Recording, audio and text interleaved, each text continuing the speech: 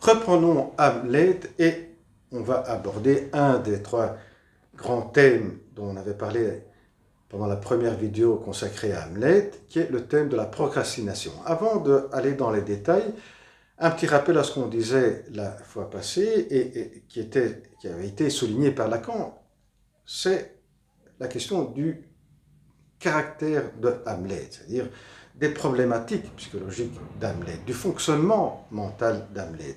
Lacan nous dit Hamlet n'a pas de caractère, cela avait été déjà évoqué par pas mal d'auteurs, n'a pas un caractère précis parce que c'est un personnage. Et Shakespeare va lui prêter, en fonction des moments, des aspects psychologiques d'un fonctionnement mental, d'une certaine problématique. Et cela explique également pourquoi autant de succès de cette pièce, parce que chacun peut y voir une partie de soi-même, de son fonctionnement, de sa problématique. Mais cela revient aussi à comprendre l'intérêt, l'importance de l'interprétation de Lacan, qui va mettre tout l'accent sur un aspect essentiel de l'être humain, qui est les complications, les problématiques que tout à chacun, les impasses que tout à chacun peut rencontrer dans sa propre relation au désir. Et cela se présente pour tout à chacun, donc pour toute problématique psychologique, pour tout fonctionnement psychologique. On va voir maintenant ces aspects-là en ce qui concerne la procrastination et voir qu'il y a bien dans la procrastination, dans ce que Hamlet présente comme aspect de la procrastination, qui est le reflet d'un fonctionnement mental, mais qui est également un aspect qui se présente dans cette difficulté que tout à chacun a dans sa relation avec le désir. Commençons avec le fonctionnement mental. Lacan cite deux auteurs qui ont tout visé, mobilisé, compris comme clé de lecture de cette tragédie de Shakespeare, la procrastination. Il y a Goethe et Coleridge, les noms, les plus grands noms et les plus connus. Et bien que Goethe va mettre un peu plus l'accent sur l'aspect sociologique, les deux vont tout de même présenter le Hamlet comme une personne qui a un fonctionnement mental très particulier, qu'aujourd'hui on dirait tout simplement haut potentiel. Qu'est-ce que cela veut dire? Dans le cas de Hamlet, eh bien, le Coleridge le dit d'une manière ouverte, il est un peu comme il se retrouve lui-même dans cela. On est, Hamlet et moi, des personnes qui ont une intelligence supérieure à la moyenne, qui fait qu'on va penser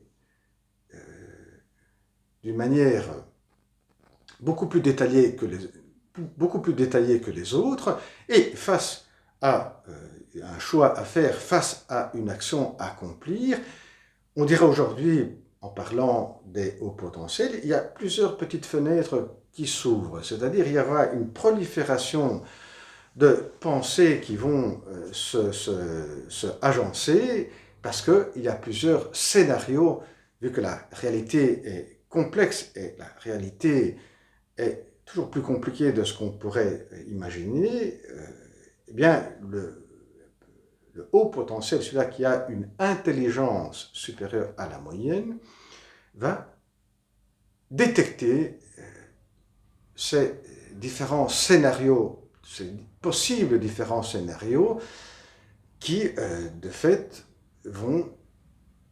concrètement, vont retarder et vont bloquer l'action.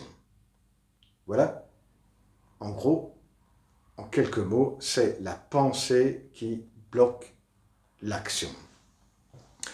La pensée, parce que celui-là qui a un certain fonctionnement cognitif, intellectuel, au potentiel, va envisager plusieurs scénarios, la pensée sera beaucoup plus importante que d'autres personnes, ce qui, comme le cas de Hamlet, va bloquer l'action et donc va remettre toujours à plus tard l'action qu'on doit accomplir, bien qu'il y ait au départ une raison qui nous pousse à accomplir, qui devrait nous pousser à accomplir l'action.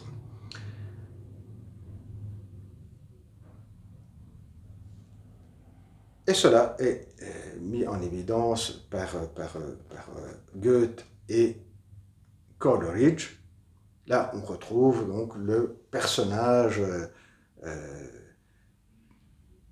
qui sera dans la période romantique un peu le héros de la période romantique, celui-là qui se penche plus dans la méditation, dans l'introspection.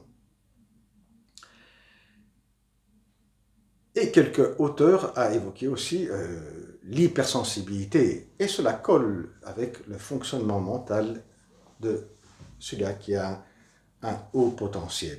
Souvent, la plupart des hauts potentiels ont également une hypersensibilité. Bien, à cela, Lacan va donc reporter, va souligner d'autres aspects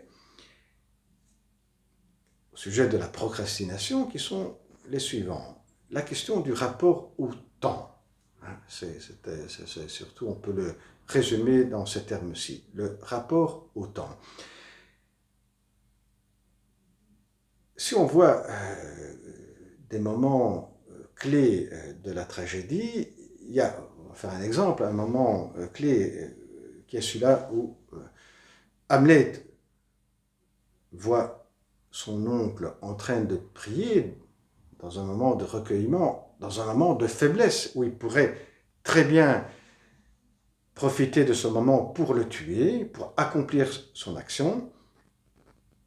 Eh bien, là, Hamlet va sentir que ce n'est pas la bonne heure.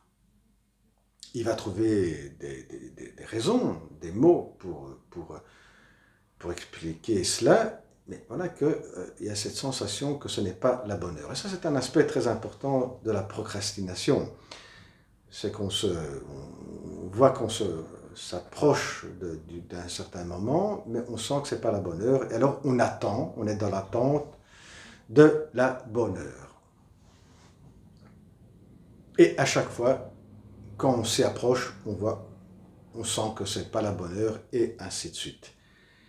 Mais le revers de cela, c'est que quand Hamlet va accomplir des actes importants, par exemple, qu'est-ce qui va mettre en route finalement une série d'événements qui vont l'amener à accomplir l'acte, le fameux acte de tuer son oncle. Eh bien, c'est les autres. Lacan dira, c'est l'heure des autres. Hamlet est suspendu à l'heure des autres. Qu'est-ce qui va amener à accomplir son acte? C'est l'heure du frère d'Ophélie. C'est le frère d'Ophélie qui va le pousser, à accomplir ensuite son acte. C'est l'heure du frère d'Ophélie. Et Lacan trouve plusieurs autres moments où, à chaque fois, Hamlet est dépendant, est suspendu à l'heure de l'autre.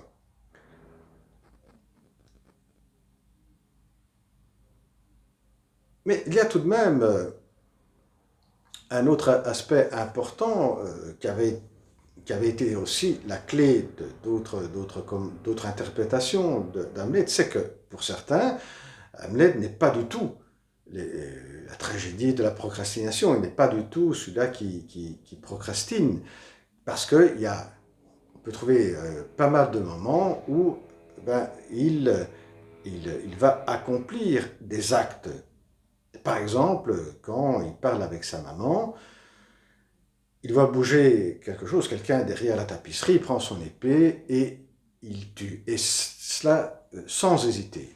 Il accomplit une action avec fermeté, avec conviction. Et là, Lacan dit que c'est, par contre, là c'est un exemple comme d'autres moments, c'est un exemple où on voit bien qu'il y a une précipitation. C'est dans la précipitation qu'il va accomplir l'acte. C'est-à-dire, c'est des moments où il est pris par l'événement, par la situation, et là, il se précipite. Donc, c'est l'envers, si on veut, de ces questions qui est autour de la réflexion, de la pensée, quand il doit penser à accomplir lui-même un acte. Dans la précipitation, il n'y a pas la pensée. Qu'est-ce que cela veut dire? Et là, on arrive finalement à la question que soulève Lacan. C'est que Hamlet sait qu'il doit accomplir un acte. C'est son père qui lui dit. Son père lui dit, tu dois le faire. Et lui, il est d'accord. Mais au fur et à mesure, il ne sait pas vraiment, lui, ce qu'il veut. Qu'est-ce que ça veut dire, cela? C'est qu'il y a bien le désir de l'autre, mais le point, c'est que chacun doit assumer son propre désir. Et c'est là une grande question de tout à chacun de l'être humain. C'est le moment où on doit assumer son propre désir. On est suspendu tout le temps du désir de l'autre, mais c'est quand on doit assumer son propre désir que là surgissent les complications, et c'est là que surgit cette dimension de la procrastination. Bien, prochaine vidéo, toujours avec Hamlet. Au revoir.